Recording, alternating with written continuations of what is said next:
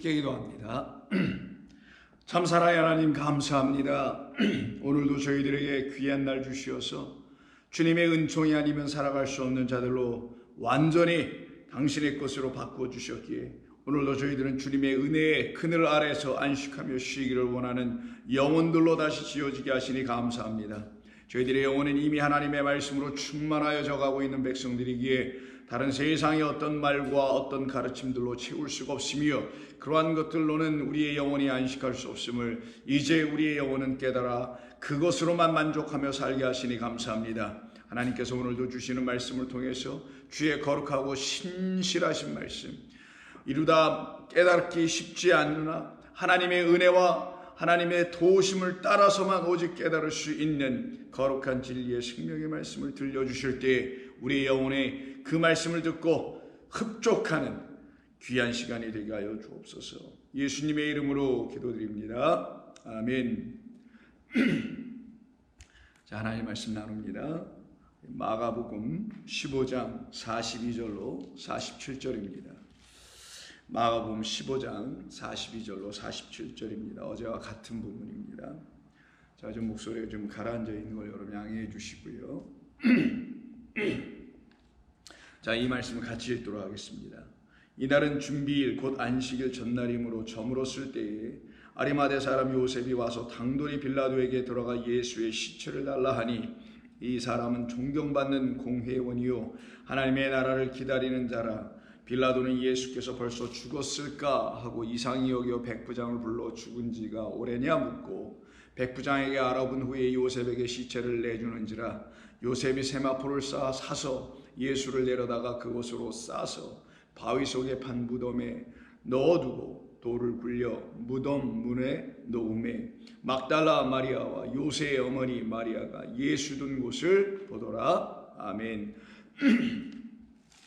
자, 오늘 우리는 이 본문의 말씀을 가지고 하나님의 뜻이 무엇인지를 하나하나 자세히 살펴가고 있습니다. 특별히 지난 이틀을 통해서는 이 요셉, 아리마대 사람 요셉이 누구인지에 대해서 한번 살펴보았었죠. 마태복음을 근거로 해서 보니까 그는 부자였다고 되어 있죠. 그러나 동시에 그는 하나님의 말씀인 그리스도로 말미암아 가난한 영혼이라는 사실을 비로소 알게 됐죠. 가난하다는 것은 갖고 있지 못함입니다. 많은 것을 갖고 있지 못함이죠. 근데 성경에서 많은 것이라는 것은 오직 하나님의 생명의 말씀 곧 당신을 많은 것, 유일하게 우리가 소유할 그 유일한 소유를 말하는 것이죠. 그 소유를 갖고 있지 못하다는 사실, 그 하늘의 보화인 진리의 생명의 말씀을 갖고 있지 못하다는 사실, 하나님의 영이 그 안에 있지 못하다는 이 불편한 사실을 뒤늦게나마 그리스도 예수님으로 말미암아 깨달았던 그는 복된 자인 것입니다. 왜? 그는 이제 심령이 가난함이 무엇인지를 알았죠. 우리의 마음이 쓸쓸하고 외롭고 가난한 이런 것이 아니라 하나님의 영 안에서만이 내 영혼은 가난한 사실을 깨닫게 알게 되죠. 하나님의 말씀 안에서만 내가 그 소유를 이제 비로소 구할 수 있고 찾을 수 있고 두드릴 수 있는 자로 세워주시는 그리스도의 말씀으로 가난해진 것이니 그들은 반드시 부유해지겠죠. 그들을 복된 자라고 하며 그때 채워지는 것이 그들 안에 있어야 할 하나님의 나라에서 심령이 가난한 자는 복이 있나니 바로 하나님의 나라가 저희들의 것이요 라고 하는 그런 부자로 바뀌어지게 됩니다. 그래서 거짓된 것을 가지고 그것으로 채웠던 부자의 삶이 끝나고 그래서 가난한 자들 것을 왜 다 팔아버렸으니까요. 그리고는 주 예수 그리스도의 말씀으로 말미암아 이제 하나님의 영이 그 가운데 충만히 채워지네요. 말 그대로 성령으로 충만케 되는 바로 예수의 제자로 살아가고 있었던 사람이 바로 이 아리마대 사람 요셉이었습니다. 그런데 이 요셉이 지금 빌라도에게 와서 그 예수님의 시체를 달라고 하는 것이죠. 목적은 장사 지내기 위함이었던 것입니다.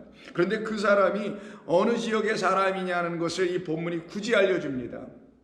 그것은 의미 있기 때문인 것이죠. 성경에서 한 말씀 한 말씀도 허투루 쓴 것이 없음을 우리는 반드시 알아야 합니다. 그러나 우리가 하나님의 영으로 성령의 인도하신 가운데서 그 허투루 써주시지 아니한 그 진리를 담고 생명을 담은 그 말씀을 하나하나 차서대로 깨달아 알아가는 과정이 있기 때문에 처음부터 모든 것을 다 깨달아갈 수는 없습니다. 이해할 수는 없습니다. 그러나 거기에 대해서 여러분은 조바심을 가질 이유도 없으시고 여러분의 영혼을 안타깝게 생각하실 이유가 없습니다. 그 사람들은 하나님을 믿지 못하기 때문인 것입니다. 하나님을 믿는 사람들, 오직 그의 선하심과 인자하심과 신실하심을 믿는 사람들은 나 같은 영혼을 이렇게 구원해 내시려고 부르신 우리 주님이 계시구나라는 사실을 알고 시작하는 것이기 때문에 부르신 이는 그를 의롭다 하시고 하시기까지 그를 이끌어 가실 것이며 더 나아가서 영원롭기까지 하시는 하나님이라는 사실을 안다면 저와 여러분들은 이런 말씀을 통하여서 조금도 조바심을 가질 이유가 없죠. 특별히 이 사람이 왜 아리마대 사람이라고 이 요셉을 이 성경은 증거해 주는 이유가 무엇일까? 특별히 아리마대라는 말과 요셉과 그리고 예수님의 죽으심은 어떤 관계가 있으며 또 그 사람이 예수님을 위해 장사 지내는 것과는 또 어떤 관계가 있기에 이와 같은 일들을 이야기하고 있는 이유는 무엇일까? 우리는 이 말씀을 하나하나 다 깨달아 알아가야 합니다. 자, 먼저 이 아리마대라는 말은 히브리어 아람어를 가지고 헬라어로 음차여 다시 이렇게 바꿔 쓴 것 뿐입니다. 그럼 아리마대의 본래 히브리어의 뜻은 히브리어로 말하면 이게 무슨 말이 되냐? 아리마대 다 떠나고 라마라는 말입니다. 라마라는 곳에서 나온 거기에 출신인 요셉이라는 거예요. 그럼 요셉은 여러분이 이미 알다시피 야곱의 아들이라는 사실을 알아야 합니다. 왜 제가 갑자기 야곱으로 뛰어넘어가나요? 이 아리마대 사람 요셉은 지금 신약에 있는 예수님의 그 시신을 요구하고 있는 예수님의 제자였는데 이를 제가 왜 갑자기 구약으로 넘어가서 얘기하나요? 방금 전에 이 아리마대라는 말은 구약 성경으로 즉 히브리어로 기록되어 있는 구약 성경적 개념으로 보면은 라마이기 때문에 라마 지역의 요셉이라는 말을 갖고 있는 것이겠죠. 그는 요셉이며 곧 라마와 관계가 있는 요셉이라는 거예요. 그런데 이 라마와 관계된 요셉이 예수님의 죽으심을 놓고 장례를 치르는 그런 사람으로 제자로 여기서 우리에게 증거되고 있는 이유는 무엇일까?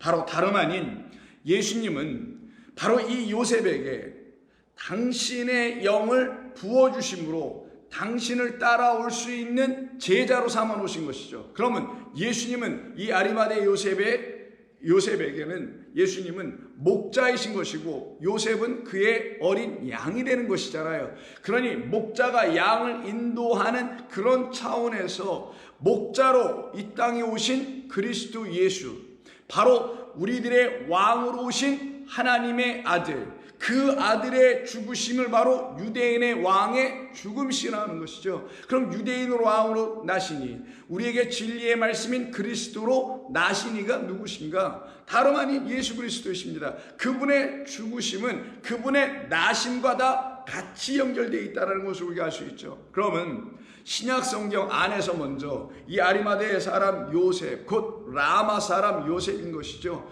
이 요셉과 그리고 예수님의 죽음은 바로 예수님의 이 땅의 나심과 관계 있는 것이에요. 특별히 이 사람이 예수님의 제자라고 했으니 제자는 다른 행이 아닌 그냥 따라간다, 뭘 행한다 이런 사람들을 제자로 하는 것이 아니라 하나님의 말씀인 그리스도로 말미암아 다시 지어진 사람들이에요. 완전히 다시 새롭게 태어난 사람들입니다. 그냥 유대인의 관원, 사람들을 가르치는 선생으로서 니고데모의 수준으로 살아가는 자들이 아니라 물과 성령으로 다시나 정말 나의 선생은 내가 아니라 나를 가르치는 선생은 당신 그리스도 예수, 바람이 임의로 불매 어디서 왔다 어디로 가는지 알지 못하는 것 같이 성령으로 난 자들도 이와 같으니라고 하는 성령, 곧 진리의 거룩한 말씀이라는 하나님의 영으로 다시 난 사람들을 누구라 하냐? 거듭난 주의 백성이요 드디어 자기들에겐 선생이 있어서 제자된 사람이라는 거예요. 바로 그렇게 제자로 삼는다는 것은 아들로 다시 낳는 것을 말하는 거예요. 하나님의 백성으로 다시 지어지는 것을 말합니다. 바로 그런 역사가 일어나는 현장이 어디냐? 지금 여기 예수님이 십자가에 못 박히시면 이 자리에서 아리마대 사람 요셉을 등장시켜 예수님의 죽으심은 아리마대 요셉과 같은 사람을 다시 그리스도의 백성, 하나님의 백성으로 다시 나게 하는, 물과 성령이 그에게 쏟아져 들어가는 하나님의 죽으심, 그리스도 예수의 십자가에서 죽으심이 이 한 영혼을 이렇게 살려내어 주님을 따라가는 제자로 삼아내신다는 사실을 알려주는 거예요. 그러면 이 사람은 다시 태어나는 거죠. 성경에서 우리가 다시 그리스도의 백성으로 태어난다, 다시 새롭게 물과 성령으로 지어진다 라는 말의 의미가 뭡니까? 우리가 거듭난다는 말의 의미가 뭐냐고요? 다시 지어진다는 말의 의미가 뭡니까? 상상해서요? 뭐 믿음으로요? 단순히 예수 믿어서요? 그런 거 아니잖아요. 우리가 다시 그리스도의 백성, 하나님의 백성으로 다시 지어진다는 말의 의미는 우리가 하나님께서 약속하신 언약의 씨인, 언약의 말씀이신, 언약의 말씀 씨는 곧 아들 안에 씨가 있는 거니까 아버지가 주신 그 씨를 가지고, 말씀을 가지고, 언약을 가지고 이 땅에 오신 그 그리스도 예수라는 하나님의 말씀을 안으로 영접하고 잉태하여 그 말씀이 우리 안에 들어와서 9달 동안 우리를 완전히 정복하여 우리라는 여자, 우리라는 딸들, 우리라는 처녀들, 우리라는 어머니들을 완전히 정복하여 그 어머니, 여자, 처녀는 그 안에 들어온 그 씨의 통제를 받아 그 씨라는 하나님의 말씀이 끌고 가는 대로 다시 지어지는 과정을 경험하는 것을 9달 동안의 임신이요, 그 해산의 수고를 다하고 아들을 낳게 되면 그들을 누구라 하냐? 거듭난 자다, 새 사람이다, 그리스도 안에서 새로운 피조물이다라는 거예요. 이들을 갖다가 하나님의 다시 태어난 백성이라고 하는 겁니다.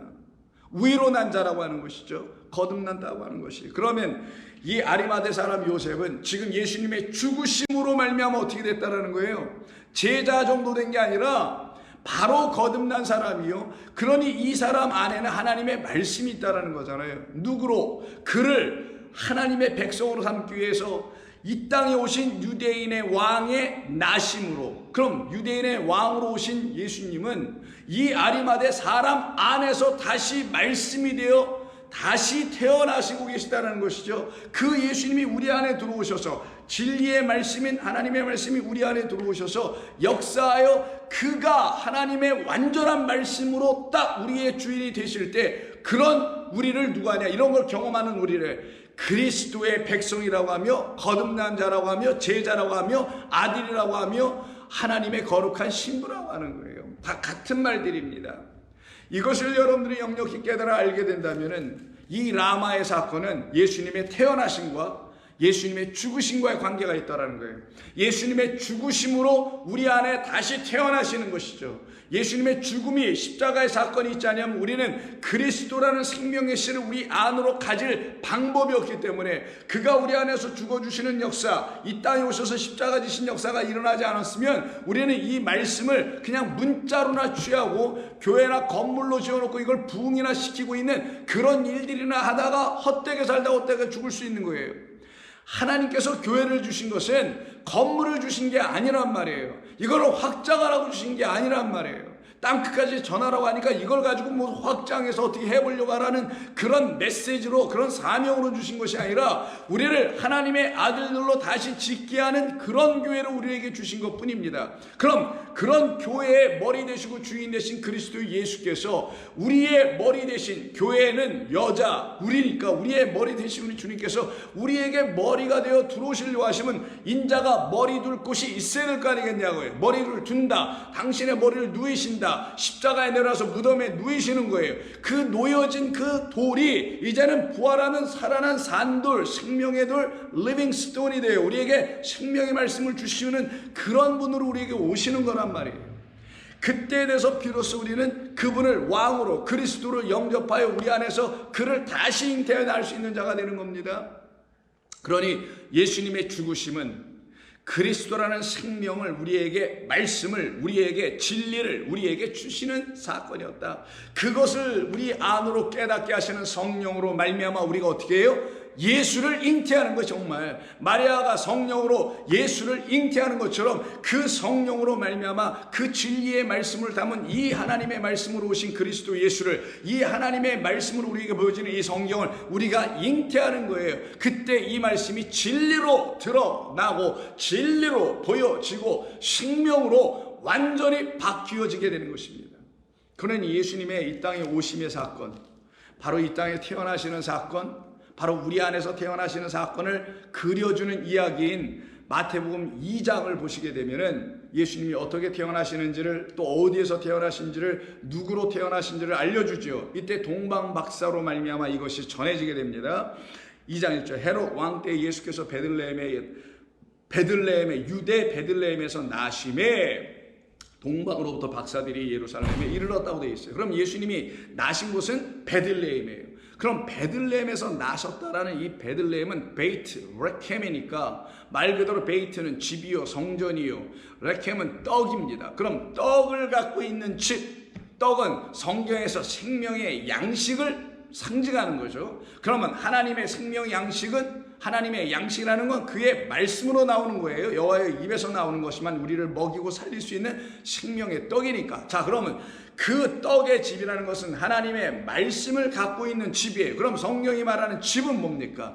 눈에 보이는 집, 성전도 집이요. 눈에 보이지 않는 집, 저와 여러분 안이, 이 안을 갖다가 또 하나님이 거하실 거룩한 처소인 성령의 전이라는 것을 여러분이 아신다면, 이 베들레헴은 곧 누구냐? 저와 여러분, 혹은 교회요, 혹은 여자요, 처녀요, 딸이요, 어머니를 말하는 거예요. 결국은 한 남자 그리스도, 한 신랑, 남편 되신 우리 여호와 하나님과 짝이 되어야 할 우리들을 성경은 비유로 딸이라고도 말하고, 처녀라고도 말하고, 이스라엘이라고도 말하고, 예루살렘이라고도 말하고, 혹은 신부라고도 말하고, 교회라고도 말하고 등등 다양하게 우리로 하여금 깨달아 알게 해주시려고 그때그때마다 비유로 혹은 여러 가지 상징적 사건을 통하여 우리에게 가르쳐 주시는 것이죠. 그가 우리 안으로 들어오셔서 베들레헴이 되어 있는 자들 안에서 누가 되시냐? 유대인의 왕으로 다시 나신다라는 거예요. 이 말은 단순히 예수님께서 2000년 전에 이 땅에 태어나신 그런 정도의 기사, 그런 어떤 역사적인 레코드, 그런 것을 레코딩하여 기록하여 우리에게 주신 그런 이야기가 아니라, 하나님의 백성으로 거듭난 사람들은 이 말씀을 어떻게 깨닫게 되냐? 아, 베들레헴은 떡의 집이지, 떡은 하나님의 말씀이지. 그럼 말씀이 되어 있는 집, 곧 나 자신을 말하려고 하는 거구나. 하나님의 말씀이 되어 있는 사람들 안에서만 그리스도 예수는 유대인의 왕으로 나신다라는 거구나. 그래서 2절, 유대인의 왕으로 나시니까 어디 계시냐? 여기에 대한 대답을 여러분 어떻게 해야 될 거예요? 베들레헴에서 날 겁니다 라고 얘기해야 되겠죠. 그럼 베들레헴이 누구냐고요? 어디냐고요? 저와 여러분이라는 그 누구가 되어야 되며, 저와 여러분이라는 그 아닌 그곳이 어디냐라는 대답으로 줘야 될 곳이 아니겠느냐고요. 우리가 동방에서 그의 별을 보고 그에게 경배하러 왔노라 하니 헤롯 왕이 난리가 났죠. 그래서 왕이 제사장들을 소집하여 4절에서 묻습니다. 왕이 모든 대제사장과 백성의 서기관들을 모아 그리스도가 어디서 나겠느냐 물으니 이르되 유대 땅 베들레헴이요. 유다 백성 그들 중에 그리스도를 낳기로 약속하신 하나님의 말씀을 가진 그 유다 그 백성 라인에 있음과 동시에 하나님의 말씀만이 내게 생명의 양식이 되어 가야만 한다는 걸 깨달은 그들, 그 집들 안에서 그리스도는 나실 것이다. 이르되 유대 베들레헴이니 이는 선지자로 이렇게 기록된 바, 그러면서 미가서 5장 2절 인용하죠. 유대 땅 베들레헴아 너는 유대 고을 중에서 가장 작지 아니하도다. 내게서 한 다스리는 자가 나와서 내 백성 이스라엘의 목자가 되리라. 그래서 제가 앞에서 목자와 양의 관계를 이 아리마대 요셉 제자 된 그 요셉과 그를 제자 삼으신 목자인 누구? 그를 위하여 죽임당하시고 지금 십자가에 달려 계신 그 죽임당하신 어린 양, 그 어린 양이 인도하는 대로 어디로 따라가더라. 어디서 들으셨어요? 이런 말씀. 계시록 한번 보세요. 이 계시록의 이 어린 양은 14만 4천이라 하나님의 거룩한 백성들을 이끄는 사람들이, 이끄는 주님 그 목자잖아요. 자, 3절, 14장 3절. 그들이 보자 네 생물과 장로들 앞에서 새 노래를 부르니 14만 4천입니다. 땅에서 속량을 받은 14만 4천 밖에는 능히 이 노래를 배울 자가 없더라. 노래가 아니라 새 말씀입니다. 이 사람들은 여자도로 더럽히지 아니하고 순결한 자라. 어린 양이 어디로 인도하든지. 이 어린 양이 누구예요? 요한계시록에서는 5장에 있는 죽임당한 어린 양이에요. 그리스도 예수이십니다. 어디로 인도하든지 따라가는 자며 사람 가운데서 속량함을 받아 처음 익은 열매로 하나님과 어린 양에게 속한 자들이다. 그들의 입에는 거짓말이 없고 흠이 없는 자들이다. 오직 생명의 떡을 여호와로부터 그리스도로부터 받아서 안으로 갖고 그 말을 다시 말할 수 있는 자들이라는 것을 알려주죠. 이들을 놓고 그리스도가 어디서 나겠냐고 하면 바로 이와 같은 베들레헴에서 나는 것이며 하나님의 말씀 떡을 갖고 있는 자들 안에서 나는 것이며 그 목자의 인도함을 받는 자들에서 나는 것이다. 그래서 다시 마태복음 2장의 6절 하반에 내 백성 이스라엘의 목자가 되리라. 어린 양이라는 그 목자의 백성 된다라는 거예요.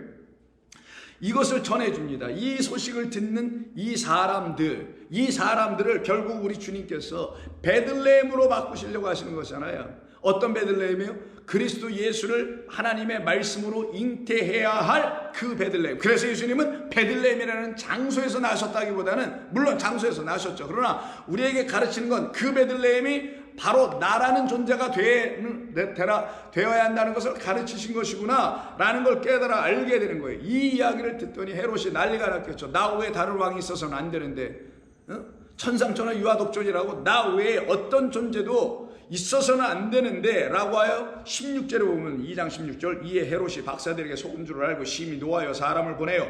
베들레헴과 그 모든 지경 안에 있는 사내 아이들을 박사들에게 자세히 알아본 그때를 기준하여 2살부터 그 아래로 모두 다 죽이게 됩니다. 피바람이 부른 것이죠. 그러면 이 헤롯 대왕으로 말미암아 죽임을 당하고 있는 수많은 아이들, 그 아이들을 갖고 있는 어머니들이 있겠죠. 이 어머니들이 누구냐고요. 이 어머니들이 바로 누구냐? 하나님의 말씀을 듣고 그리스도 예수라는 하나님의 시 언약의 후손을 약속으로 받았다라는 사실을 알게 돼요.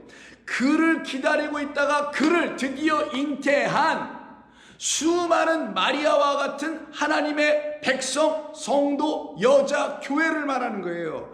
이들이 지금 전부 다 자기들에게 주신 그 아들을 어떻게 해요? 십자가에서 빼앗기는 그 경험을 똑같이 하게 되며 그 경험을 통하여 그들 안에 부활의 그리스도, 그들이 다시 낳은 아들로 다시 영접하는 과정이 일어나게 됨을 보여주는 사건입니다. 이에 17절 선지자 예레미야를 통하여 말씀하신 바 라마에서 슬퍼하며 크게 통곡하는 소리가 들리니 라헬이 그 자식을 위하여 애곡하는 것이라 그가 자식이 없으므로 위로받기를 거절하였도다 함이 이루어졌도다. 여기에서 라마가 나오는 겁니다. 우리는 지금 아리마대 사람 요셉이 왜 아리마대 즉 라마 출신인가? 왜 라마와는 우리 주님의 죽으심의 십자가 사건은 무슨 관계가 있는가? 이걸 살펴보는 거잖아요. 그래서 미리 말씀드린 게 라마는 예수님의 죽으심이 있는 곳인데 예수님의 죽으심이 무엇인지를 알고 그를 영접하는 사람들에게는 다시 태어나심의 역사가 일어나고 그 태어나심은 베들레헴이라는 곳에서 태어나시는 것이니 베들레헴은 장소라기보다는 어떠한 존재들을 말하는데 어떤 존재들이냐? 하나님의 말씀이라는 떡을 갖고 있는 오병이어를 그리스도 예수로 온전히 취할 수 있는 은혜와 진리의 떡으로 갖고 있는 자들 안에서 다시 태어나는 거죠. 그곳을 어디라냐? 라마라고 하는 거예요. 라마. 그러면 라마는 죽고 태어남과 죽음이 있는 곳이죠. 생명 주심이 있는 곳이고 다시 지어짐이 있는 곳이고 하늘 백성으로 만들어져감이 있는 곳인데 이때 라헬이라는 여자를 하나님께서 사용하셔서 그를 통하여 진리를 우리에게 가르쳐 주시는 것이에요. 그럼 라헬은 누군가? 여러분 아시다시피 라헬은 누구겠어요? 야곱의 부인입니다. 야곱의 아내예요. 그럼 성경에서 말하는 야곱과 라헬과 이 관계들이 있어야 되겠죠. 그럼 여기서 한번 다시 보자고. 라마에서 슬퍼하며 크게 통곡하는 소리가 들리니 라헬이 그 자식을 위하여 애곡하는 것이라. 왜 라헬이 애곡했을까요? 창세기 좀 따가서 보겠습니다만은 라헬이 애곡할 만한 일이 있으니까 애곡하겠죠. 근데 라헬이 자식이 없음으로 위로받기를 거절하였도다 라고 할 때에 라헬이 자식이 없었나요? 라헬은 자식 둘을 낳습니다. 첫 번째 아들이 라헬에게 있어서는 장자인 요셉이요, 라헬에게 있어서 차자인 딱 둘만 나니까 그게 바로 베냐민이에요. 그 사람이. 그럼 요셉과 베냐민 둘을 낳는데 왜 자식이 없음으로 위로받기를 거절했다고 하는 이유가 뭘까요? 이걸 역사적으로만 바라보면은 이스라엘의 포로 상황에서, 이스라엘 바벨론의 포로로 끌려갈 때 수많은 아들들이 죽임을 당하고 포로로 끌려가는 이야기가 나옵니다. 그 포로로 끌려가는 것을 놓고 이스라엘의 그 많은 어머니들이, 그 어머니들을 대표한 여자가 라헬로 보고서는 그 라헬이, 그 이스라엘 어머니들이 자식들이 지금 여기 없어, 다 포로로 끌려가서 빼앗김을 당했어요. 그래서 위로받기를 거절했다라는 역사적 관점으로도 이 본문을 이해해 볼 수는 있습니다. 그러나 성경이 우리에게 무슨 역사를 가르쳐 주려고 하는 건가요? 아니죠. 인류의 역사, 인간의 역사를 가르쳐 주는 것이 아니라 하나님의 역사하심을 가르쳐 주는 거예요. 이건 너무나 다른 겁니다. 이 인류가 진행하고 있는, 인류를 끌고 하신 하나님의 역사를 배우는 것이지, 그래서 하나님의 일하심이라는 역사하심을 배우는 것이지, 무슨 역사 정도 공부하고 역사적인 관점으로 성경을 읽는 것이 중요한 게 아니란 말이에요. 우리가 가져야 될 성경에 대한 관점은 하나님의 역사하심, 일하심, 하나님의 일하심과 섬기심이라는 관점으로 성경을 보는 거라면, 이 말씀에서 담아놓은 라헬의 이야기, 자식이 없다라는 말의 의미는 단순히 포로로 끌려갔으니 이 땅에, 예루살렘의 유대 땅에 자식들, 아들들이 없다라는 단순한 말이 아니라 다른 차원으로 이것을 들어야 할 수밖에 없겠죠. 야식이 있음에도 왜 없다고 얘기하는 것인가? 이들을 왜 빼앗겼다고 말해야 되는 것인가? 이들이 왜 또 포로로 끌려가는 것을 말하는 것인가? 그것은 바로 우리가 하나님의 말씀이 되어 있지 않고 하나님의 말씀으로 다시 거듭나 태어나지 못한 상태에 있는 우리들의 그 영적 상태는 바로 이 세상이라는 애굽나라와 이 세상이라는 바벨론에 의해서 포로로 끌려가는 상태. 그때 애굽과 바벨론은, 계시록을 여러분 꾸준히 들으셔서 아시겠지만, 그리스도 예수를 죽음 가운데 넘기는, 십자가에 못 박는 곳이며 거짓된 말씀이 가득한 곳, 바로 음녀가 지배하는 큰 성 예루살렘을 바벨론이요, 애굽이요, 하나님의 말씀이 없는 곳이라고 말하는 것이잖아요. 그곳에 끌려가 그곳에서 노예 생활, 포로 생활하고 있는 그런 저와 여러분들을 놓고 하나님께서는 역사 속에서 예루살렘과 이스라엘에게 바벨론에도 끌려가고 애굽에게도 끌려가는 그런 걸 경험시키심으로 진짜 하나님이 가르쳐 주시려고 하는 바벨론과 애굽이 무엇인지를, 곧 다름 아닌 하나님의 물 없는 무저갱과 같은, 그와 같은 무덤들이고 생명 없는 구덩이라는 사실을 알게 해주심으로 우리로 하여금 그곳에 빼앗겨 있는 우리의 영혼들을 우리 주님이 이 땅에 보내심을 받고 오셔서 그 목자가 우리를 거기서 어떻게 인도하여 당신이라는 그 우리 안으로, 당신이라는 우리 안으로 우리들의 양들을 이끌어 그 우리 안에 담아 놓으시려고 하시는 그 역사하심이 무엇인지를 알게 해주시려고 하는 거예요. 그러면 이 라헬을 통하여 하나님께서 말씀하시려고 하시는 것은 이 라헬이, 그리고 라마와 이 슬퍼하며 통곡하는 이 모든 일은 예수님의 이 땅에 태어나심과 그리고 그를 죽이려고 하는 죽으심이라는 이 사건과 딱 하나로 맞물려 있으니, 예수님의 죽으심과 예수님의 태어나심은 서로 다른 게 아니라는 거예요. 이 땅에 그냥 한번 태어나셨다라는 것으로 생각하면 죽음과는 다르겠지만, 우리 안에, 베들레헴이라는 우리 안에로 태어나시기 위해서 그는 죽임당하러 오신 하나님의 어린 양이라는 사실을 알 때는 그의 죽으심은 나를 다시 낳게 하심이니 내 안에서 다시 나를 하나님의 백성으로 태어나게 하시는, 그래서 그가 내 안에서 태어나시는, 그러니 저와 여러분들은 다 마리아가 될 수밖에 없어요. 어떤 마리아? 성령으로 충만한 마리아, 성령으로 하나님의 말씀을 잉태할 수 있는 마리아들 되게 하시려고 하시는 것이었죠. 그러면 예레미야에서 이 말씀을 인용했다고 하니 예레미야 어디를 인용한 것이냐면 31장을 인용합니다.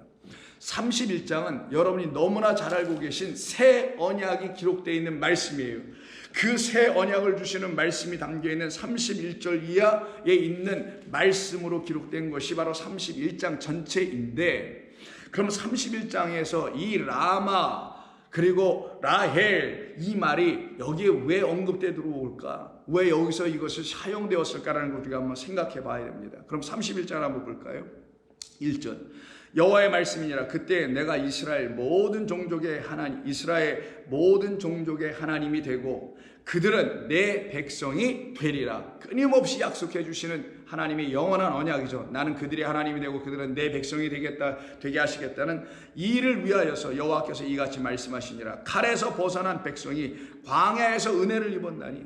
칼에서 벗어나서는 광야에서 어떻게 은혜를 입어요? 광야는 물 없는 곳인데, 근데 이 광야는 여러분 이미 요한계시록을 들으셔서 아시는 바 그대로 물이 있는 광야죠. 생명의 물을 터뜨려주는 반석이 있는 곳, 반석 곧 그리스도가 계신 그 광야죠. 생명의 말씀이 흐르는 그 광야. 그래서 광야에 시내가 흐르고 강이 흐르게 만들어주시는 그 약속이 이루어진 그 광야를 말하는 거예요. 그곳에서 은혜를 입었나니 곧 내가 이스라엘로 안식을 얻게 하러 갈 때라. 옛적에 여호와께서 나에게 나타나서 내가 영원한 사랑으로 너를 사랑하기에, 이 너는 예루살렘 이스라엘의 백성을 말하는 겁니다. 사랑하기에, 영원한 사랑으로 사랑하기에 인자함으로 너를 이끌었다 하였도다. 처녀 이스라엘아 라고 시작합니다. 왜 처녀예요? 신랑을 아직 못 만났지만 그 신랑을 만나게 될 그 처녀 이스라엘아. 처녀 이스라엘아, 내가 다시 너를 세우리니 내가 세움을 입을 것이요 내가 다시 소고를 들고 즐거워하는 자들과 함께 춤추며 나오리라 할 때 이 처녀 이스라엘을 하나님께서 다시 세우신다고 하네. 이때 세우다가 일으켜 세우다라는 말도 되지만 이 세우다는 바나라는 히브리어를 번역한 것인데 이거는 성전을 짓다라는 말이에요.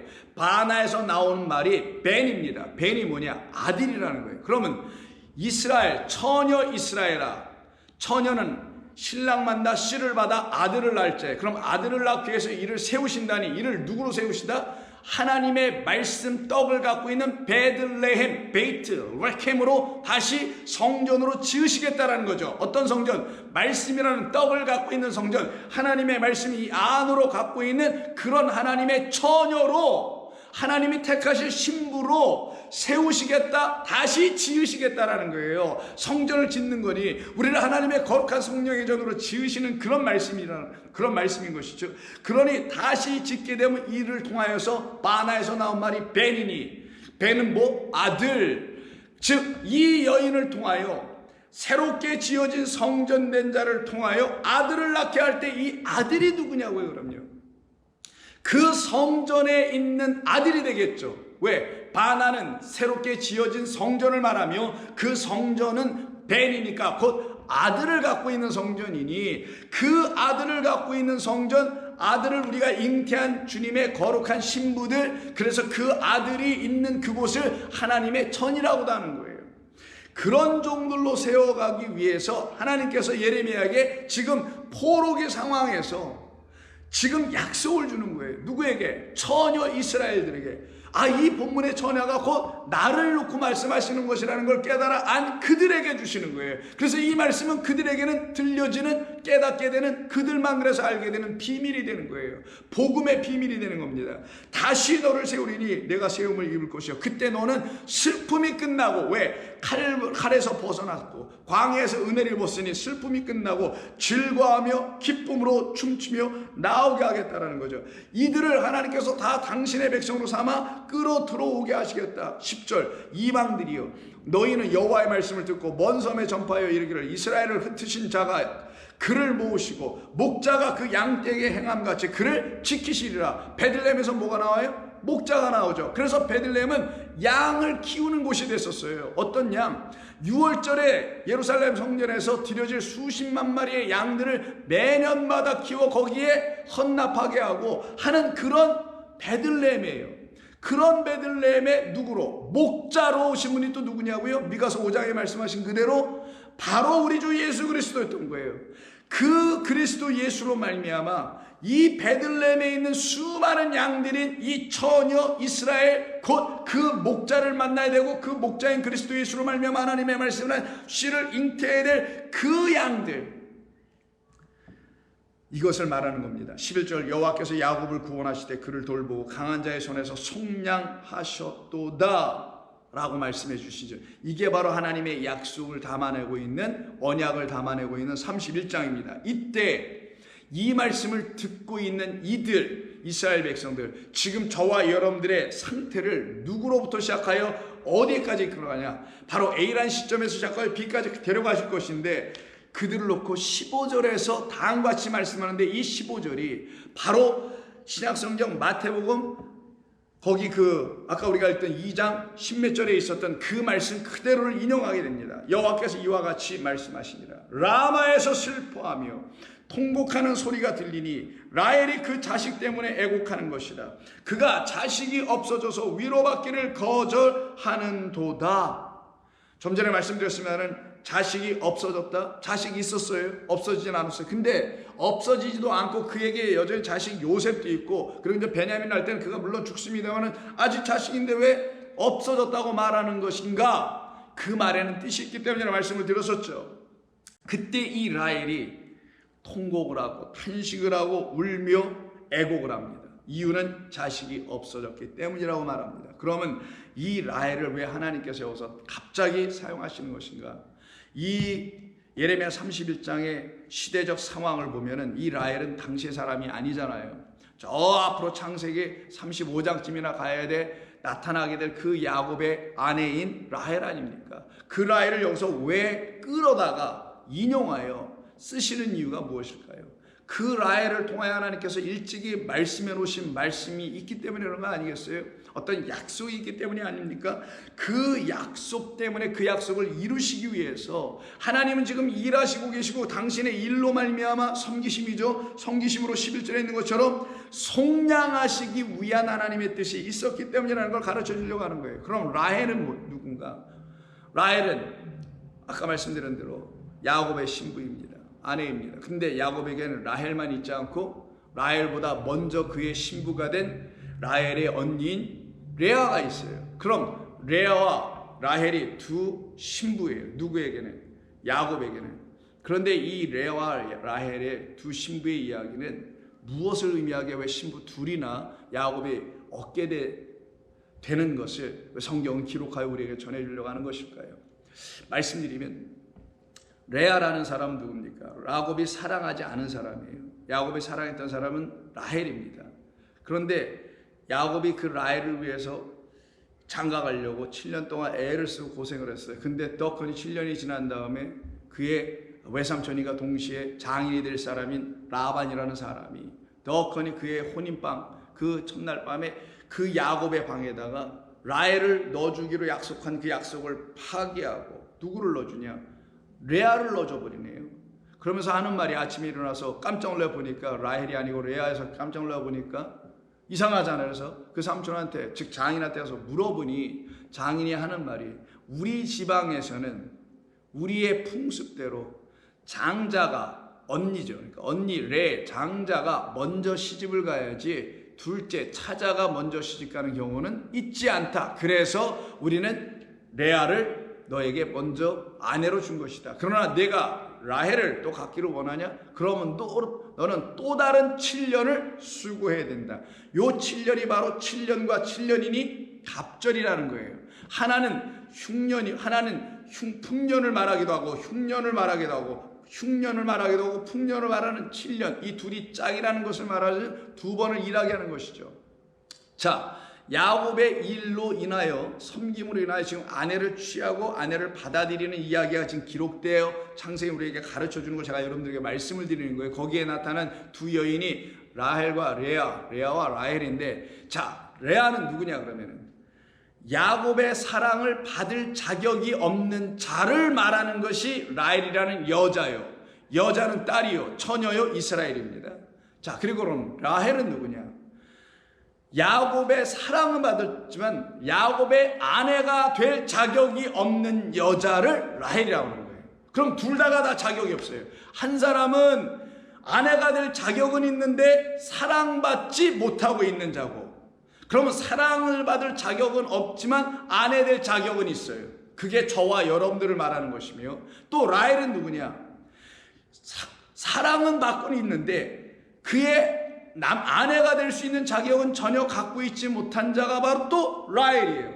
그게 또 저와 여러분들이라는 거예요. 왜냐하면 하나님께서 우리를 사랑하심에도 불구하고 우리가 하나님의 사랑받을 자격도, 아내들 자격도 갖고 있지 못한 자예요. 하나님의 사랑과 은총을 받을 또한 자격도 없는 그런 레아요, 그런 라헬이라는 거예요. 그럼 레아와 라헬이라는 이 두 자매, 두 아내, 두 여자를 통하여 하나님께서 말씀하시려는 건 무엇이겠어요? 두 사람이긴 하지만 사실은 한 사람인 우리를 놓고 가르치시려고 한 거잖아요. 우리가 곧 레아요, 우리가 곧 동시에 또한 라헬이라는 거예요. 그런데 우리를 하나님의 사랑받을 자격도 없고 아내될 자격이 없는 우리를 야곱이 와서 섬겨줌으로 먼저 누구로 만드냐? 사랑받지 못하는 레아를 사랑받을 수 있는 자로 삼아내겠다라는 것이고, 아내 될 수 없는 라헬을 또 7년 섬겨주어서 아내로 삼아내시는 이야기. 그래서 라헬만 있어서도 안 되고 레아만 있어서도 안 돼요. 레아만으로 아내를 취하면 우리는 하나가 비어있는 것으로 하나님의 그리스도의 신부 아내가 되는 자들이 되는 겁니다. 만약에 레아만을 취하여 하나님께서 아내 삼으심을, 신부 삼으심을 설명해 주셨더라면 우리는 그의 사랑은 받지 못하고 아내 되어버리는 이상한 관계가 되어버리는 것이고, 두 번째 라헬로만 하나님께서 우리를 신부 삼는 이야기를 가르쳐 주시고 설명해 주셨더라면 우리는 사랑은 받고는 있는데 영원토록 아내는 되지 못하는 또 이상한 일이 벌어지는 거예요. 그래서 사랑받고 그리고 아내 신부되는 일, 하나님의 사랑으로 말미암아 하나님의 거룩한 신부되는 일이 무엇인지를 이 두 아내를 취하는 이야기를 통해서 우리에게 왜 가르쳐 주신 것인가? 두 아내를 취할 때는 그냥 취한 게 아니라 삭슬 지불한 누구의 일함, 누구의 섬김, 야곱의 삭지불함, 그의 수고로 말미암아 그 레아가 아내가 되고 그 라헬이 또한 아내가 되잖아요. 그 둘이 아내가 될 때 레아는 사랑받지 못하는 아내에서 사랑받는 아내로 바뀌고, 라헬은 사랑은 받지만 아내 되지 못했으니 아내 되지 못한 그 라헬을 아내 되게 하는 사랑받은 자로 만들어가는 이야기를 가르쳐 주는 거예요. 그러면 그 이야기, 레아와 라헬의 이야기는 저와 여러분에 대한 이야기를 이렇게 증거하여 그 둘, 사랑과 신부됨, 아내됨을 다 갖도록 하시기 위한 야곱, 곧 그리스도 예수를 상징한 그 야곱의 헌신, 야곱의 일하심, 그의 섬기심으로 말미암아 우리가 어떻게 속량받는지를 증거해 주겠다는 거예요. 그래서 좀 전에 읽었던 31장 11절에서, 예레미야 31장 11절에서 여호와께서 야곱을 구원하실 때 그들보다 강한 자의 손에서 속량하셨다라는 말로 야곱의 하는 일을 증거하여 우리에게 가르쳐 주시려고 했던 것입니다. 그러니 말씀드린 대로 야곱이 취한 두 아내에 대한 이야기는 결국 우리라는 한 영혼 한 영혼을 어떻게 하나님께서 취하여 당신의 사랑과 은총을 받은 그런 신부 아내로 삼으시려고 하시는 이야기를 모두 다 그려놓은 거예요. 근데 이때 라헬을 놓고 성경 15절을 다시 보시면 하나 빼놓은 번역이 있어요. 통곡, 슬픔, 탄식 이런 말 다 번역을 했어요. 애곡 다 똑같은 말입니다. 근데 이때 라헬이라는 단어 바로 옆에다가 어떤 단어가 있냐? 마라라는 단어가 붙어 있어요. 마라의 쓴물, 마르라는 말이죠. 마르는 쓴이라는 뜻입니다. 쓰게 하다 하면 마라 동사가 되게 되는 거고요. 그 말이 여기 지금 번역이 안 돼 있는데, 그러면 라헬은 어떤 사람이냐? 다른 사람이 아니라 라헬과 레아는 결국 같은 거예요. 하나가 없어서 쓴 존재가 되어버린 거예요. 아주 비터한 존재가 된 겁니다. 인생이 아주 그냥 삶이 고단하고 그래서 통곡 탄식. 이때 삶이 아니라 여기서 말씀하고 있는 삶은 믿음의 삶의 여정 속에서 그리스도 하나님께서 주시는 하나님의 생명의 양식이 없어서 여전히 쓴물 상태로 남아있고 그 쓴물 아랫물만 마시고 있는 우리를 지금 라헬을 통하여 증거하고 설명해 주는 거예요. 그래서 이 마라라는 말은 곧 미리암이라는 말로 바뀌어지게 되는 것이며, 미리암은 그 신약성경에서는 마리아로 헬라어식으로 읽을 때 그렇게 읽어버리게 된단 말이에요. 그러면 그 마리아가 예수를 잉태하고, 이 라헬은 또한 누구를 잉태합니까? 요셉을 잉태하고, 그리고 베냐민을 잉태해야 낳게 되잖아요. 이 두 아들이 있었음에도 불구하고 두 아들을 다 어떻게 해요? 빼앗기는 역사가 일어나죠. 그래서 자식이 없음으로라는 것을 얘기하는 거예요. 그럼 자식을 빼앗겼다는 이 말씀을 통하여 하나님은 우리에게 주신 아들인 그리스도 예수라는 그 예수 그리스도라는 그 아들을 우리에게 주심과 동시에 그 아들을 우리에게서 어떻게, 우리가 그 아들을 어떻게 취하게 됐는지, 우리가 그 생명의 아들을 어떻게 취하게 됐는지를 가르쳐 증거해 주시려고 하는 것 아니겠냐고요. 그래서 성경은 이 본문에서 우리에게 그와 같은 것을 증거하여 알려주려고 했던 것입니다. 그래서 같은 예레미야 6장 25절을 보면 또 다른 여자를 놓고 딸이라고 말씀하시며, 딸 내 백성, 아까는 처녀 이스라엘, 다 같은 말이죠. 딸 내 백성, 씨를 받아야 될 자들이에요. 잉태해야 될 자들입니다. 내 백성이 굵은 배를 두르고 재에서 구르며 독자를 잃은같이 슬퍼하며 통곡할지어다. 독자를 잃으며 통곡할 자, 이 사람을 갖다가 딸이라고 합니다. 이 딸은 하나님의 백성이 된 딸인데, 어떤 딸이냐? 독자를 잃은 슬픔 속에 있는 딸. 그 딸이 바로 좀 전에 읽었던 31장에서는 라헬로 설명한 것이니, 창세기 35장을 가서 보시면은 이들이 어떻게 설명되어지는지를 다 깨달아 알 수가 있게 됩니다. 자, 창세기 35장은 지금 야곱이 그의 아내들과 자식들을 다 데리고 베델로 가는 이야기예요. 32장에서 약복강을 넘었습니다. 형 에서를 만났습니다. 화해가 이루어집니다. 하나님의 은혜를 그에게 줍니다. 그리고는 그에게 하나님께서 가라고 지시하셨던 그 베델로 다시 돌아갑니다. 베델은 그가 밧단 아란 그 외삼촌 집으로 도망하여 피신할 때 처음 그가 하나님을 만나서 이곳이 하나님이 계신 곳이다. 그래서 나는 이곳에서 정말 하나님이 계신 것을 이제 깨달았다 해서 거기에 베이트 엘이니까 하나님의 집이다 라고 하는 그곳이었죠. 거기서 돌기둥을 세워서 기름을 붓고 언약을 세우며 떠났던 그곳으로 다시 돌아오게 하죠. 베델은 그러니까 영원한 아버지 하나님의 집으로 간다라는, 그 집이 우리의 영원한 집이라는 것을 알려주기 위해서 거기로 계속 가고 있는 모습의 여정을 그려주고 있는 것입니다. 그래서 35장은 바로 그 베델에 도착하는 거예요. 14절, 야곱이 하나님이 자기와 말씀하시던 곳에, 여기가 베델입니다. 기둥, 곧 돌 기둥을 세우고 그 위에 전제물을 붓고 또 그 위에 기름을 붓고 하나님이 자기와 말씀하시던 곳의 이름을 베델이라 불렀더라. 이곳에서 하나님께 이렇게 경배를 마치고 그들이 다시 여정을 이어갑니다. 16절, 그들이 베델에서 길을 떠나 에브라스에 이르기까지 얼마간 거리를 둔 곳에서 라헬이 해산하게 되어 심히 고생하더라라는, 라헬이 둘째 아들인, 두 번째 아들인 베냐민을 낳는 이야기를 기록하고 있어요. 난산입니다. 17절, 그가 난산할 즈음에 산파가 그에게 이르되 두려워하지 말라. 지금 내가 또 등남하고 있다라고 말하면 두려워하지 말라는 거예요.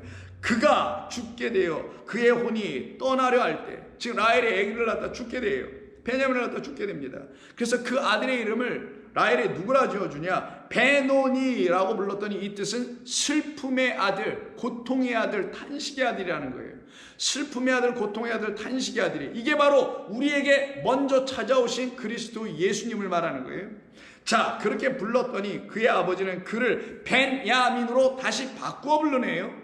어머니는 베노니로, 아버지는 베냐민으로. 그래서 우리에게 있어야 될 두 아들, 곧 한 아들인데, 먼저는 베노니를 갖게 되는 것이며 두 번째는 베냐민으로 우리가 갖게 되는 거예요.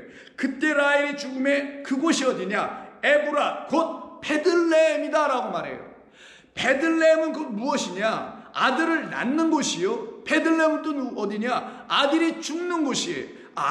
베들레헴은 어디? 생명이 죽는 곳입니다.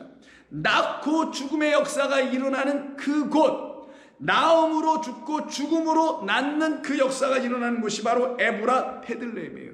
근데 왜 여기서 베들레헴이라고 하나를 쓰든지 에브라 하나만 써도 되는데 굳이 두 지명을 한 곳을 둘로 다 썼던 이유가 무엇인가? 에브라스의 뜻이 있기 때문에 그런 것이죠. 에브라스의 뜻은 다름이 아닌 아파르라고 읽어내게 되게 되면 이것은 먼지, 진토가 될 수 있고, 그러나 이 단어는 그 에프라임과 파라라는 단어에서 파생돼 나온 것이니 많은 열매를 맺게 한다라는 뜻을 갖게 돼요. 그래서 거기서 나온 게 에브라임이라는 단어도 나오게 되는 겁니다. 바로 이곳이 어디냐? 죄이기도 하지만 많은 생명을 내게 하는 곳, 바로 그곳, 떡이 있는 그 집, 그곳에서 아들을 낳고 그곳에서 장사를 지내는 누굽니까? 이 라헬의 죽음과 베냐민의 태어남에 대한 이야기가 나오는 거예요. 이때 라헬에게는 두 아들이 있었습니다. 라헬 이전에 있는 레하에게는 6 아들이 쭉 납니다. 그리고 더 이상 아들을 낳지 못하고 디나라는 딸만 하나 더 나오고 더 이상 생산을 못하게 되죠. 그 뒤를 이어서 곧바로 라헬을 통하여서는 아들을 낳게 되는데, 그 라헬을 통하여 난 아들이 같은 35장 24절에서 그 아들들은 요셉과 베냐민이라고 되어 있어요. 요셉은 그럼 7번째 아들입니다. 7번째 아들은 완성하는 아들을 의미하는 것이며, 그 아들로 말미암아 8번째 아들이 하나가 더 나요. 왜? 요셉이라는 건 아사프, 하나를 더하다. 즉 요셉으로 다 하나님의 뜻이 이루어지는 것이 아니라 하나가 더 들어와 하나님의 그 은혜 이야기, 은혜의 복음이 다 이루어지게 하는 하나 더 보내주심, 하나의 아들을 더 주심. 근데 아들 더 하나 준다는 게 아니라 요셉을 더 한 번 더 설명해 줄, 베냐민이라는 아들을 통하여 설명해 줄, 은혜를 설명해 줄 그 아들을 더 주시겠다는 뜻을 요셉이라는 이름 안에 담아놨으니 8번째 아들이 하나 더 태어나야 되겠죠. 그의 이름을 베노니에서 벤야민으로 바뀌게 돼요. 슬픔에서 오른손의 아들로 바뀌게 되는 역사가 일어나죠. 그럼 이 두 아들은 어떤 사람들이냐? 먼저 요셉은 구덩이에 던져지는 아들이 되죠. 구덩이는 물 없는 웅덩이였으니까 죽음, 사망, 무적행, 이 세상 정전에 던져지러 보냄을 받고 오실 그리스도 예수를 예표하고 미리 상징한 그 아들이 바로 예루살렘이라는 애굽에서 죽임당하시죠. 그 아들로 던져지는 자, 그가 또한 던져져서 생명 없고 양식 주지 못하는 그 베이트 성전에 하나님, 그 아들이 던져져서 생명이라는 양식을 나눠주는 자, 양식을 맡은 자, 그 아들로 던져지는 거잖아요. 그 아들이 그 성전에 들어와서 그 일을 이루어내게 되면 그의 죽음을 통하여 어떤 일이 벌어지냐? 8번째 아들이 오게 된다는 거예요. 근데 그 8번째 아들은 12아들 중에 마지막 아들이에요. 완성의 아들입니다. 그 아들은 어떤 아들이냐? 십자가에 달려 죽임당하실 때 그 밑에 있는 백부장이 저는 하나님의 아들, 의로운 아들이었다. 저는 의로운 자요 하나님의 아들이라고 한단 말이에요. 바로 그 오른손 의의 하나님의 아들로 이 땅에 오신 당신의 아들 예수 그리스도를 이 두 아들이 요셉과 베냐민을 통하여 다 증거해 주고 있는 겁니다. 그 일을 다 이루어내는 그곳이 바로 에브라시오 베들레헴이니, 예수님께서 베들레헴에서 유대인의 왕으로 태어나시는 얘기는 우연한 일도 아니며, 그가 그리스도로 오기 위해서 태어나시는 것은 하나님의 철저한 계획과 섭리 가운데 이루어진 것이며, 그 땅에 헤롯이라는 대왕을 통하여서 피바람이 불게 되었던 이유도 죽음을 통한, 그 아들의 죽음을 통하여 생명 부어줌이 무엇인지를 가르치기 위한 하나님의 역사였음을 우리가 이 본문들을 통해서 깨달아 알게 되는 거예요. 바로 그 라마 지역의 출신인 요셉이 지금 예수님의 시신을 달라고 지금 온 거잖아요. 바로 그 라마, 곧 에브라, 곧 베들레헴, 바로 그 같은 것을 설명하고 있는 그곳에서 하나님의 백성으로 다시 거듭난 자들, 이들이 바로 그리스도를 잉태한 자들이요 하나님의 백성이라는 겁니다. 그 아들을 가진 자들이라는 거예요. 그래서 똑같이 사무엘상을 보시게 되면 야곱처럼 두 아내를 둔 한 제사장의 이야기가 나와요. 그 제사장이 바로 여러분 잘 아시는 사무엘의 아버지인 바로 엘가나라는 사람이죠. 근데 그에게 두 아내가 있습니다. 그때 두 아내 중에 한 여자는 아들을 막 낳는데, 한 여자는 아들을 못 낳는데, 못 낳는 여자가 바로 한나입니다. 바로 라헬이 아들을 못 낳다 결국 낳게 되는 것처럼 한나를 하나님께서 불쌍히 여기시죠. 그리고 그가 마음이 심히 라헬처럼 통곡하고 애통하고 괴로워합니다. 1장 10절. 한나가 마음이 괴로워서, 이 단어가 마라의 쓴물의 그 마르예요. 똑같이 라헬 그 쓴 것, 즉 나는 하나님의 양식 말씀이 없으면 내 영혼은 쓰디쓸 수밖에 없습니다라는 깨달은 그가 여호와께 기도하며 통곡하기를, 그리고 소원합니다. 내게 아들을 주시면 내가 그를 아버지께 드리겠나이다라는 이야기를 기도로 하죠. 11절 주의 여종에게 아들을 주시면 내가 그의 평생에 그를 여호와께 드리겠습니다. 그럼 여기서 왜 드린다라는 거예요? 이걸 갖다 뭐 서원기도로 쓰시는 분들인데 이게 그런 얘기겠어요? 우리에게 주신 아들이 결국은 어디에 드려진다는 거예요? 주의 성전에 드려진다는 거예요. 그 성전에 드려줄 자가 요셉이었고 여기서는 사무엘이었고 그 성전에서 다시 우리에게 생명을 주러 오시는 분으로 나오실 분이 바로 그리스도 예수로 설명하는 거지 않습니까? 그를 드림으로 물 없는 성전, 생명 없는 성전이 드디어 생명의 말씀을 내주는 성전으로 바뀌게 되는 거예요. 그를 우리가 잉태함으로 물 없던 우리들이, 생명의 강이 되어 있지 못한 우리들이, 성령이 우리 가운데 없던 우리들이 하나님의 말씀으로 충만한 자들로 바뀌어지는 것과 다 같은 말입니다. 그리고는 결국 19절 동침함에 아들을 낳게 되죠. 한나가 임신하고 때가 이름에 아들을 낳아 사무엘이라 하였으니 이는 내가 여호와께 그를 구하였다 함이라. 그리고는 어떻게 약속한 대로 28절 그러므로 나도 그를 여호와께 드리되 그의 평생을 여호와께 드리나이다 하고 그가 거기서 여호와께 경배를 하게 되죠. 그리고는 약속한 그대로요 20절에 정말 가서 드립니다.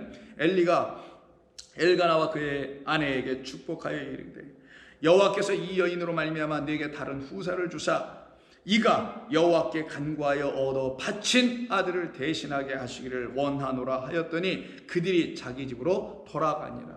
그리고는 하나님께서 그들에게 아들셋과 딸들을 더 주시고 그 아들은 성전에 드려진 자, 그로 말미암아 사무엘, 하나님의 말씀을 듣는 자란 뜻이죠. 하나님을 듣는다라는 뜻입니다. 하나님을 듣는 자가 하나님을 전해줄 거 아니겠어요. 그래서 사무엘은 그리스도를 말하는 건데 그가 하나님을 들은 자, 말씀 가진 자니 말씀을 전해주는 하나님의 아들로 이 땅에 보내심을 받고 우리라는 성전 될 우리라는 안으로 들어오실 거라는 걸 이렇게 약속해 주신 사건입니다. 이 일로 말미암아 결국은 어떤 일이 벌어지냐? 우리는 그의 수고, 야곱의 헌신, 하나님의 역사하심, 그의 헌신을 통하여 열심을 통하여 우리는 드디어 보상을 받는 자들이 되는 거예요. 그 울음이 끝나고 아들 빼앗김에서 아들 다시 얻음의 역사가 일어나게 되는 겁니다. 그래서 다시 예레미야 31장 16절을 보시게 되면 그 다음 절 16절 여호와께서 이와 같이 말씀하시니라 내 울음소리와 내 눈물을 멈추어라 내 일에 삭슬 받을 것인즉 그들이 그의 대적의 땅에서 돌아오리라. 이때 삭시란 말을 사카라고 하는데 이건 보상이에요. reward, 상급을 줍니다. 상급은 잘해야지 상급을 주는 거죠. 근데 여기 뭐 잘한 게 없는 우리들에게 왜 상급을 주시냐고요. 그 상급은 품삯을 말하는데 품삯은 일한 자가 받는 거예요. 우리는 일하지 않았는데도 받을 수밖에 없는 자들, 은혜 입은 성도라는 거 알 때 우리는 그 삭슬 바로 우리의 보상으로 받게 되는 것이죠. 이 보상을 받게 되는 사람들을 누구라고 하냐? 하나님의 씨를 잉태한, 말씀을 잉태한 그리스도 예수를 진리의 하나님의 아들로 영접한 하나님의 거룩한 신부라고 하는 거예요. 그래서 이사야 62장을 보세요. 이사야 62장을 보시게 되면은 4절에서 다시는 너를 버림받은 자라 부르지 아니하며 다시는 내 땅을 황무지라 부르지 아니하고 오직 너를 헵시바라 하며 내 땅을 뷸라라 하겠다. 헵시바 나의 기쁨이 그에게 있다. 뷸라 결혼한 여자라는 거예요. 신랑 드디어 만난 여자라는 거예요. 이게 지금 이스라엘을 놓고 예루살렘을 놓고 시온을 놓고 말하는 거란 말이에요. 우리들을 놓고 얘기하는 거죠. 마치 이는 여호와께서 너를 기뻐하실 것이며 내 땅이 결혼한 것처럼 될 것이니라. 마치 청년이 처녀와 결혼한 같이 내 아들들이 너를 취하겠고 신랑이 신부를 기뻐한 같이 내 하나님이 너를 기뻐하시리라. 바로 그 예루살렘, 그 하나님의 거룩한 성전 처소가 된 새 예루살렘, 다시 거듭나 하나님의 말씀으로 바나 지어진 하나님의 아들을 갖고 있는 사람들, 이들을 놓고 12절에서 11절부터 보는 게 좋겠네. 11절에서 뭐라고 하냐? 여호와께서 땅 끝까지 선포하시되 너희는 딸 시온에게, 아까 딸 처녀, 딸 백성, 처녀 이스라엘 했죠. 딸 시온에게 이르라. 보라 내 구원이 이르렀느니라. 보라 상급이 그에게 있고 보응이 그 앞에 있는지라 할 때 이 상급이 바로 예레미야에서 읽은 그 삭시라는 상급입니다. 이것은 바로 저와 여러분들에게 주시는 하나님의 은혜라는 것이에요. 그 은혜로 말미암아 당신의 일하심과 섬기심으로 말미암아 우리를 속량하시는 하나님의 은혜를 말씀하고 있는 그 삭시고 그 보응입니다. 그래서 우리는 더 이상 버림받는 자가 아니요 하나님의 구속을 받은 자. 12절 사람들이 너를 일컬어 거룩한 백성이라 여호와께서 구속하신 자라 하겠고 또 너를 일컬어 찾음받은 자여 버림받지 아니한 성읍이라 일컫게 하시겠다. 이들은 이제 더 이상 버림받은 자도 되지 아니하며 이제 그들은 주의 품 안에 모여진 거룩한 목자의 품 안에 모여진 양떼들이며 암컷들이며 처녀며 딸이라라는 거예요. 이들에겐 계속 하나님의 보상, 하나님의 갚아내어 주심이 뒤따르게 됩니다. 이들을 놓고 바로 에브라스에서 다시 난 자, 바로 그 베들레헴이 되어버린 자들이라는 것이죠. 근데 이 베들레헴이 되게 하기 위해서, 에브라 많은 열매를 맺게 하게 하시기 위해서 먼저 우리들 안에서 우리 주께서 하신 일이 무엇인지를 깨달아 알게 될 때 성도들은 거룩한 탄식을 하는 라마의 백성이 되는 거예요. 그때 그 라마의 뜻이 뭐냐? 룸에서 나온 말인데 여호와를 높이 올리다라는 뜻이에요. 여호와를 찬양하다라는 뜻입니다. 그래서 예레미야서를 인용했던 이유도 있었던 거예요. 왜냐하면 예레미야는 야와 예레미야라는 말 속에 합성어겠죠. 야는 여호와고 라미야라는 말이 나오는데 이 라미야는 룸, 라마에서 나온 말이며 라마는 또 룸에서 나오는 것인데 룸이 뭐냐? 여호와를 높여 찬송하다라는 뜻이에요.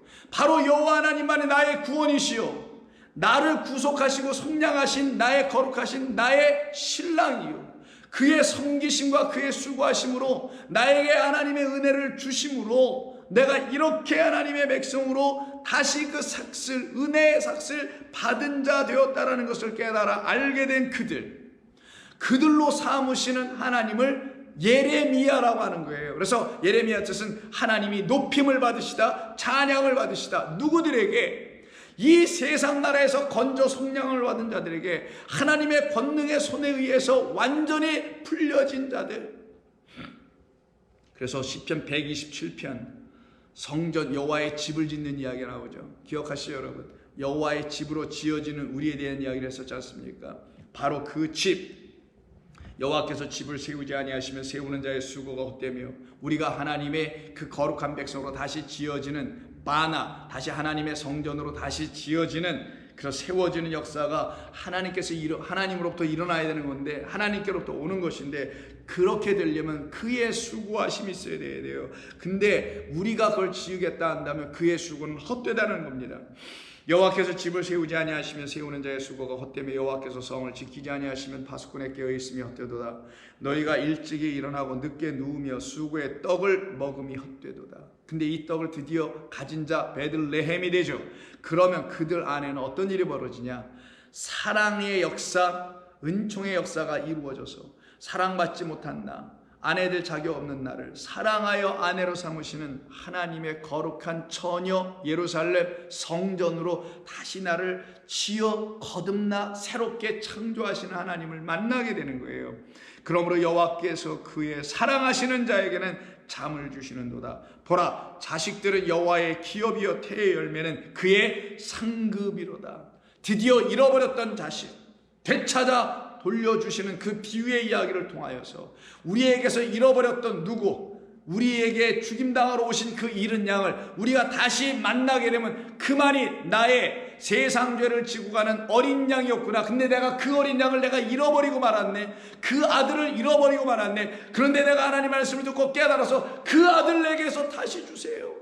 그 아들을 내가 가져야만 합니다. 그 잃은 양은 바로 당신이었습니다. 내 안에서 잃어버린 양, 세상 죄를 지고 가는 그 양은 내 안에서 다시 발견되어야 됩니다 라고 할 때 그 양으로 말미암아 다시 살아난 자들이 그를 쫓아가는 양들이 되는 거예요.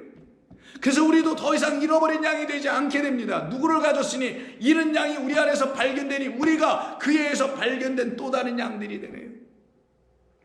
그들을 놓고 열매를 얻는 자들이요, 이들이 바로 하나님께 감사하고 찬송하는 자들이 되게 되는 겁니다. 이 상급을 받은 자들, 이들이 바로 하나님을 찬송하죠, 노래하죠. 그래서 출애굽의 사건을 보시게 되면 홍해를 넘자마자 곧바로 찬송이 이루어집니다. 우리의 삶에 사망과 그늘이 다 떠나가게 되면 우리에게 기쁨과 소고와 춤추는 일이 벌어지는 것처럼 15장 1절에서 이때에 출애굽기 15장 모세와 이스라엘 자손이 이 노래로 여호와께 노래하니 다음같이 노래하기를 내가 여호와를 찬송하리니 그는 높고 영화로우시며 말과 그 탄자를 바다에 던지셨음이로다. 여호와는 나의 힘이요 노래이시며 나의 구원이시로다. 그는 나의 하나님이시니 내가 그를 찬송할 것이요 내 아버지의 하나님이시니 내가 그를 높이리로다. 이 높인다는 말이 1절과 2절에서 연속해서 나오죠. 이때 높이다가 라마라는 말입니다. 룸이라는 단어예요. 그러면 이 라마에서, 라마 아리마대 사람 요셉이니까 라마 사람 요셉은 누구냐? 그 자기라는 여자, 자기라는 시온의 딸, 그래서 자기를 하나님의 말씀이 되게 하시기 위해서 하나님의 말씀을 그의 안에 넣어주시기 위해 십자가에 달려 죽임당하신 저가 바로 나의 왕, 나의 그리스도라는 사실을 깨달아 알게 돼요. 그로 말미암아 다시 살아나 생명 얻어 그를 따라가는 어린 양 된 예수의 제자 아리마대 사람 요셉이었던 것이고, 그 라마에서 우리 주님 죽임당하심으로 우리 주님의 생명을 다시 넘겨받은 양식을 가진 자 베들레헴이라는 성전들 안에서만 하나님의 역사는 생명을 일으키게 하며 하나님 그들을 속량해내시는 역사가 쉼이 없으시고 끊임이 없게 될 것입니다. 그 역사가 저와 여러분들에게 지금 나타나고 있는 것이며, 그것을 여러분들은 감사히 받게 되어야 될 하나님의 거룩한 신부요 사랑받는 라헬과 레아로 삼아내시러 당신의 아들을 보내신 것이며, 당신이 직접 이 땅에 오신 것이며, 그래서 그 몸을 취하는 것이 아리마대 사람 요셉이 해야 될 일이며, 그 몸을 자기의 무덤에 장사 지내고 자기의 무덤에 장사 지내는 건 자기와 함께 죽는 사건이 일어나는 것을 말하는 겁니다. 이들을 제자라고 하는 거예요. 기도하겠습니다. 하나님 고맙습니다. 오늘 저희들에게 주신 이 말씀을 통하여 우리 하나님의 역사하심이 무엇인지를 조금이나마 깨달아갈 수 있도록 도우시는 성령의 역사하심이 있기를 원합니다. 부족한 자를 통하여 전해주신 말씀은 이제 성령을 통하여 온전하고도 깨끗하고도 거룩한 말씀으로 전해지게 하여 주시옵소서. 예수님의 이름으로 기도드립니다. 아멘.